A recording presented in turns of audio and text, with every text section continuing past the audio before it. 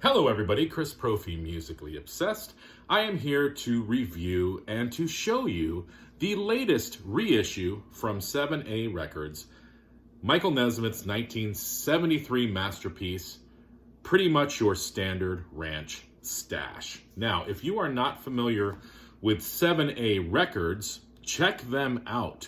They have been reissuing a whole bunch of Monkees related albums. I have the Mickey Dolenz reissues that they have come out with. I have all the Nesmith stuff that they've been reissuing. So very happy to own this album, finally own it on vinyl. I had it on CD for many years.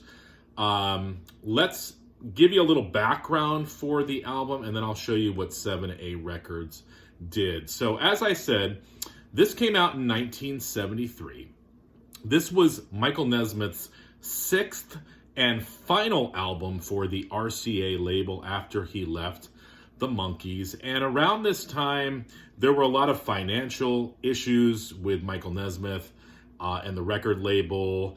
I don't think Michael Nesmith could get arrested around this time. And this is around the time where Michael Nesmith was working on his own record label called Countryside Records. And that lasted for around a year. He signed a couple people to that label, but it didn't go anywhere. So this was kind of like the last ditch effort for Michael Nesmith before he moved on to something new. But he gave us a great final album for the RCA label. Of course, he would go on to make more albums after this, but this was, as I said, the last for RCA. So, continuing with the style of country rock, let me tell you a little bit about this album. First of all, I love the cover. And anybody who's familiar with this album, if you look next to his winking eye, it says, "Buy this record." And on the CD, which I have pictured back here, it said, "Buy this compact disc." So I thought that was sort of that classic Michael Nesmith humor. Now, as I said, this is a reissue by 7A Records. It is a gatefold. And on the inside, you have some liner notes. And the liner notes are done by Andrew Sandoval. And then on the back, you have the original notes that appeared written by Michael Nesmith. This has all the songs from the original release, but it's also got a bonus track. It's got a track called Mary's Theme, which would eventually be on the album The Prison. This is sort of an alternate version, sort of a countrified version. Phenomenal backing band that Michael Nesmith has on this album. He sort of put together like the ultimate country rock band. I want to give a shout out to the bass player on here, Billy Graham. Listen to his phenomenal bass lines.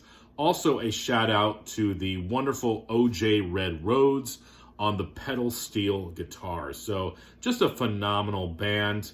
I love the 7A reissue. Thank you, 7A. I know you listened to me because you gave us a poly-lined sleeve.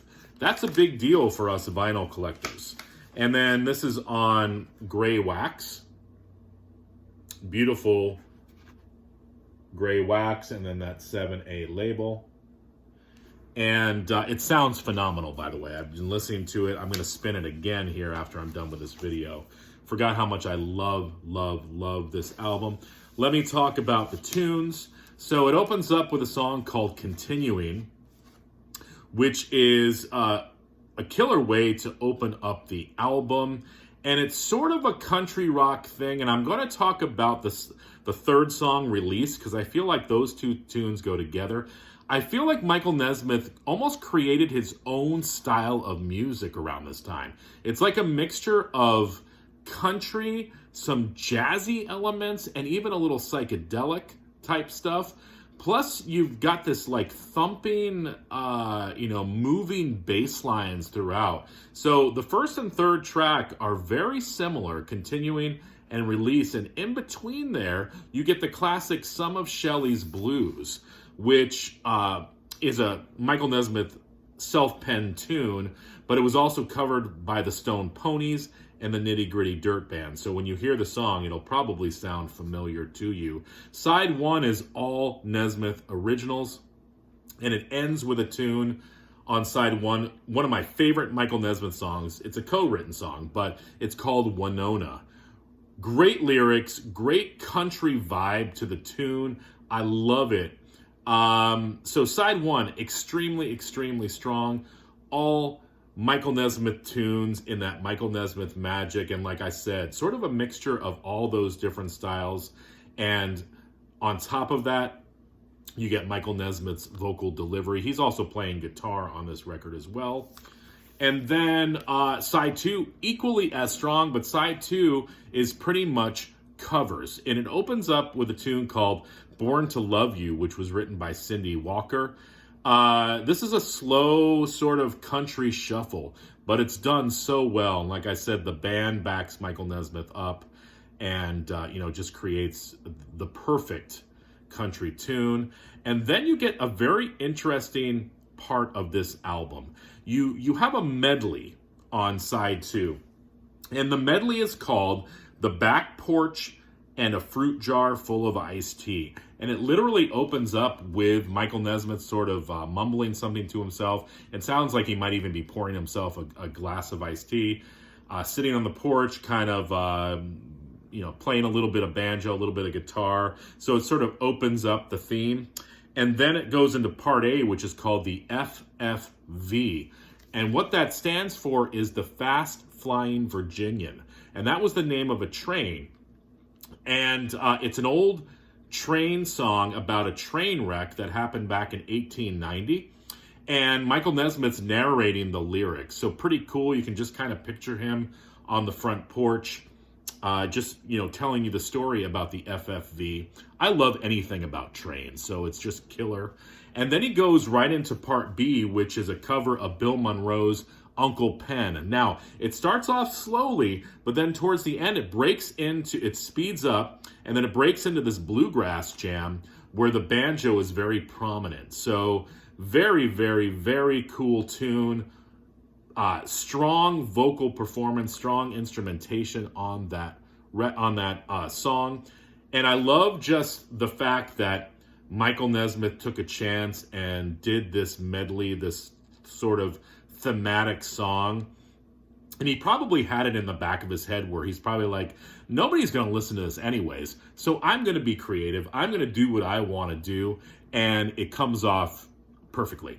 And then the album ends with Prairie Lullaby, which is a traditional country song, and you even get a yodel from Mr. Nesmith. So, very strong country album. As I said, this would be his last for RCA.